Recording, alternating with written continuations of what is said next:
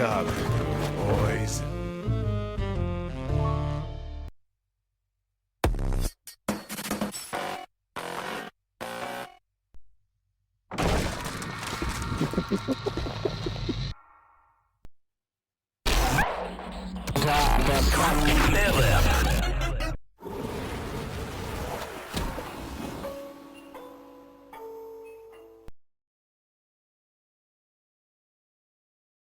Assalamualaikum semuanya, kita akan mewawancarai guru yang dengan tema wawancara kita adalah SMP 2 Jati tentang penilaian Adipura oleh Bu Lasmindar. Oke, izin ya Bu, maaf mengganggu ini waktu istirahatnya sebentar karena ini untuk tugas wawancara.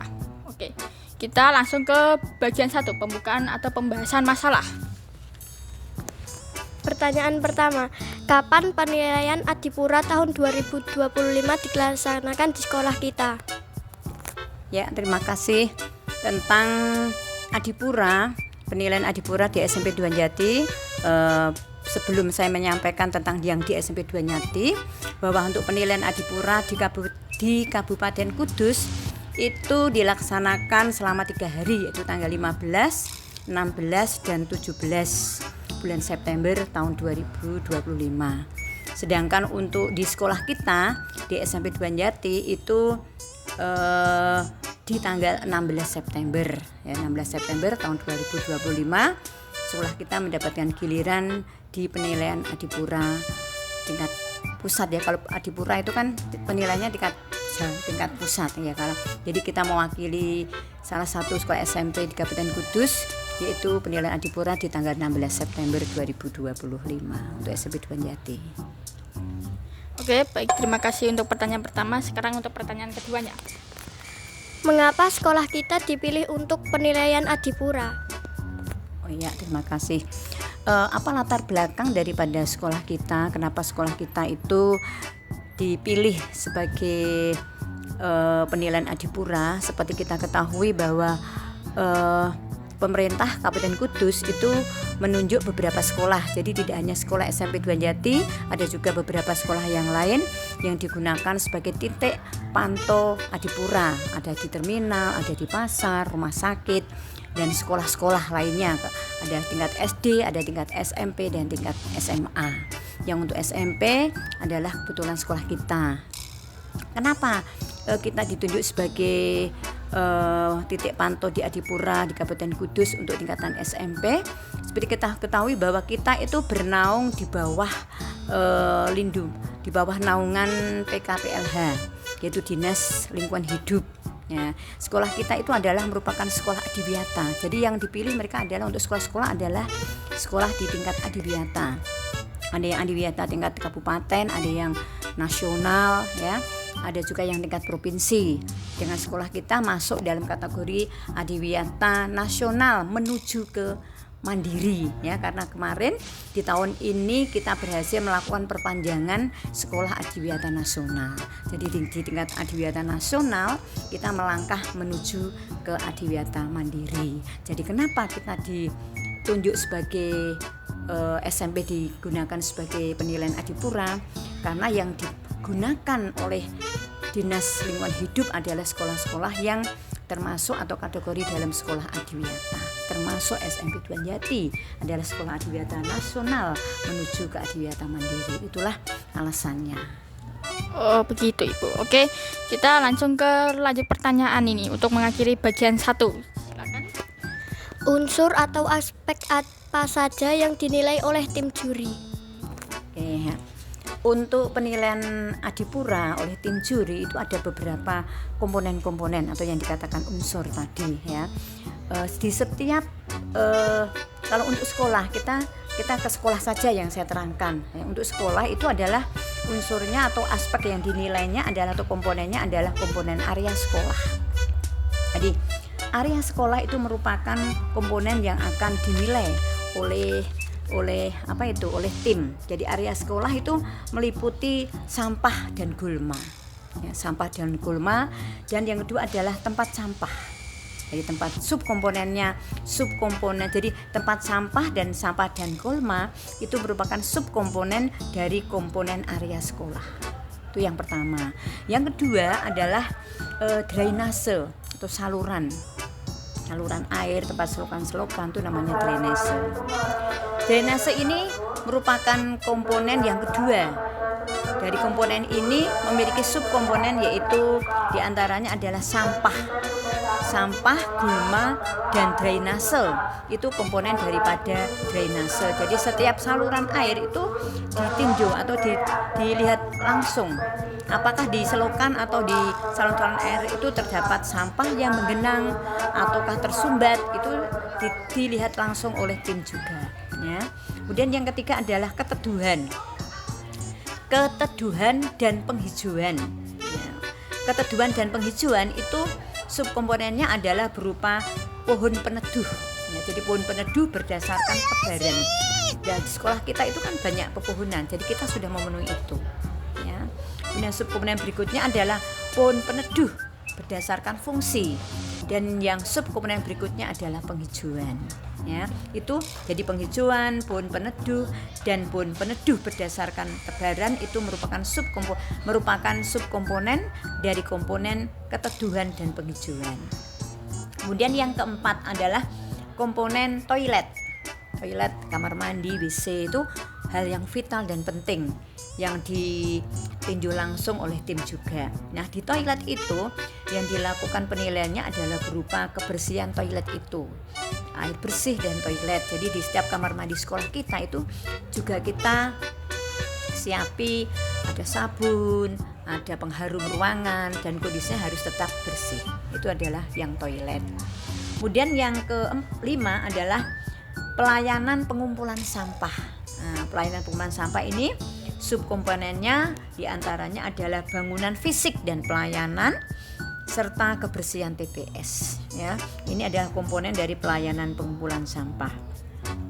Dan yang keenam adalah pemilahan sampah. Pemilahan sampah ini memiliki subkomponen, diantaranya adalah sarana pemilahan sampah, dan berikutnya adalah proses pemilahan sampah.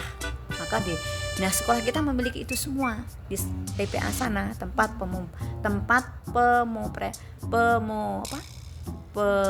memproses sampah akhir itu TPA sana, ya. Kemudian yang berikutnya, yang terakhir adalah kegiatan pengolahan sampah organik. Nah, kegiatan pengolahan sampah organik ini diantaranya ada pengomposan, ya, ada juga maggot dan sebagainya. Itu termasuk kegiatan pengolahan sampah organik. Nah, kegiatan pengolahan sampah organik ini subkomponennya itu diantaranya adalah sarana pengolahan sampah, kemudian subproses pengolahan sampahnya, kemudian kapasitasnya, kemudian jumlah sampah untuk diolah. Nah, untuk yang pemilahan pengolahan sampah ini di sekolah kita juga sudah melakukan itu.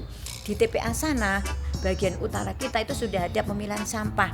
Mana sampah yang organik, mana yang anorganik, mana yang sampah campur, ya, yang baik yang campur maupun yang kan termasuk anorganik juga, ya. Jadi plastik dan botol kita masukkan dalam keranjang apa yang berwarna apa kemarin?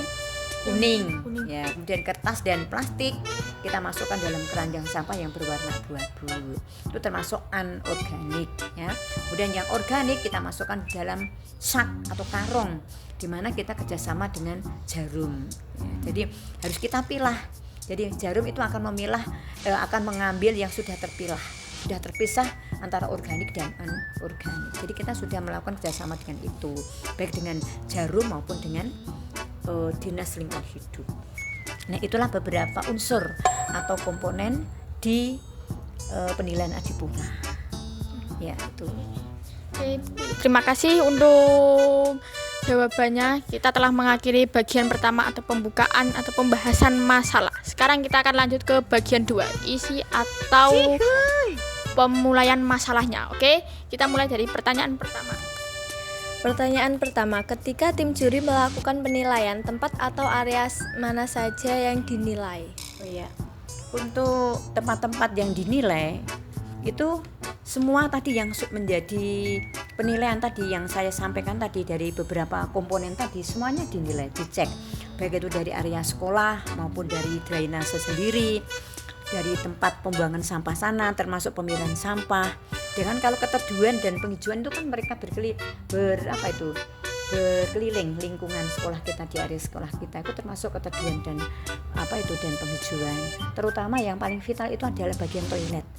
Kamar mandi itu lebih vital. Kamar mandi, drainase itu juga dicek langsung, dan tempat pemilihan sampah itu. Tempat pemilihan sampah itu apa yang kita lakukan di sana itu kita dicek langsung di sana, dilihat prosesnya. Misalkan kalau kita membuat pupuk, bagaimana prosesnya, bagaimana apa yang dihasilkan, dan hasilnya itu dikemanakan. Itu kemarin ditanyakan seperti itu ya. Terus pemilihan sampah itu dari beberapa tempat sampah kita sudah menyediakan, ada yang berwarna abu-abu, kuning, dan tarung. Itu apakah betul-betul mereka kita lakukan dengan baik, itu juga kemarin juga ditanyakan ya. Itu, dan di bagian yang kita memiliki kreativitas ya, kita memiliki keunggulan. Sebetulnya keunggulannya diantaranya kita memiliki yang kita tanami dengan kangkung-kangkung itu loh, namanya hidroponik sama yang satunya yang penyiraman otomatis. Nah, itu kreativitas kita. Dan juga barang-barang bekas kita gunakan untuk tempat sampah, kita untuk buat vas bunga, itu juga mereka menanyakan itu juga. Kemarin juga dilihat terutama kreativitas kita kemarin. Karena kita menuju sekolah adiwiyata mandiri. Apa toh yang kita lakukan untuk adiwiyata mandiri itu? Nah, itu juga terkait adipura kemarin seperti itu. Terima kasih Bu. Lanjut ke pertanyaan selanjutnya, apakah ada masalah yang ditemukan oleh tim juri? Ya, saya kira untuk masalah itu sepanjang kemarin ada tim penilai tidak ada. Kami belum menerima apakah SMP Dwanjati ada permasalahan, itu sepanjang ini belum ada. Cuma permasalahannya memang kita ada kondisinya daerah banjir itu tapi tidak menjadi masalah. Memang kita semuanya juga banjir itu kan kemana-mana ya, sekolah kita salah satunya juga terkena banjir, tapi tidak menjadi masalah buat kita untuk kita selalu berusaha, itu tidak masalah ya. Ini itu. Terima kasih Bu. Pertanyaan selanjutnya, masukan apa yang diberikan untuk memperbaiki masalah tersebut?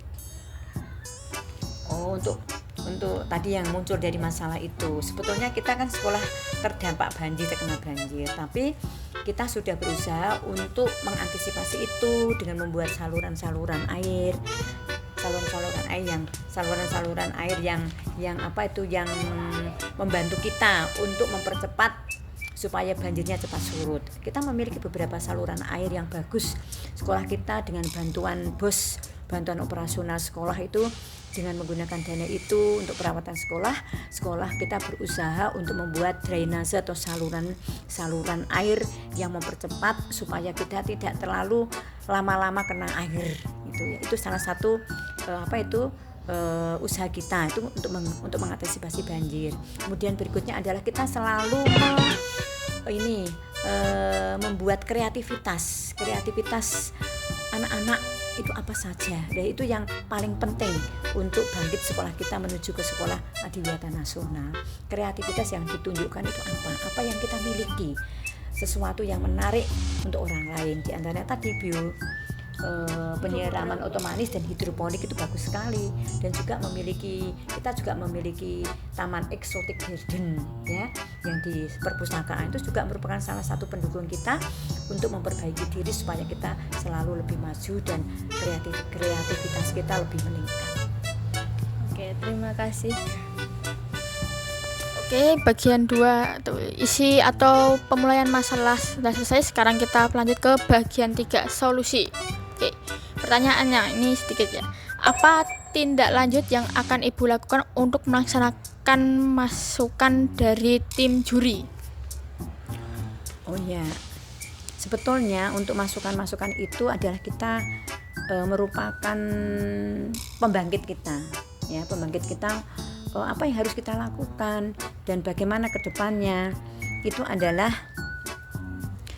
kita berusaha semaksimal mungkin untuk melakukan perbaikan ke depan ya, perbaikan ke depan dengan berbagai macam cara dan dengan menggunakan langkah-langkah agar sekolah kita itu betul-betul menjadi sekolah idaman, ya, sekolah idaman, sekolah yang menjanjikan dan menjadikan anak-anak itu kedepannya adalah menjadi anak yang sukses, ya, dan selalu menjaga kebersihan lingkungan dan menata lingkungan itu dengan baik, dan selalu menjaga ini menjaga pepohonan supaya itu tetap tumbuh dengan baik dan segar, dan tetap menjaga penghijauan di sekolah, itu salah satunya itu, ya, dan tetap meningkatkan kreativitas juga seperti yang saya sampaikan tadi. Itu adalah merupakan tindak lanjut kita ke depannya, selalu meningkatkan kreativitas dan selalu menjaga kebersihan lingkungan kita dengan baik dan tertib dan nyaman dan rindang. Terima kasih Ibu. Dan ini sebagai akhir dari wawancara kita. Oke, terima kasih Ibu telah sebagai narasumber dalam tugas bahasa Indonesia ini untuk wawancara. Mohon maaf atas salah perkataan dari kita semua. Kami tutup dengan mengucapkan salam. Oke, semuanya. Wassalamualaikum warahmatullahi wabarakatuh. Waalaikumsalam warahmatullahi wabarakatuh. Terima kasih.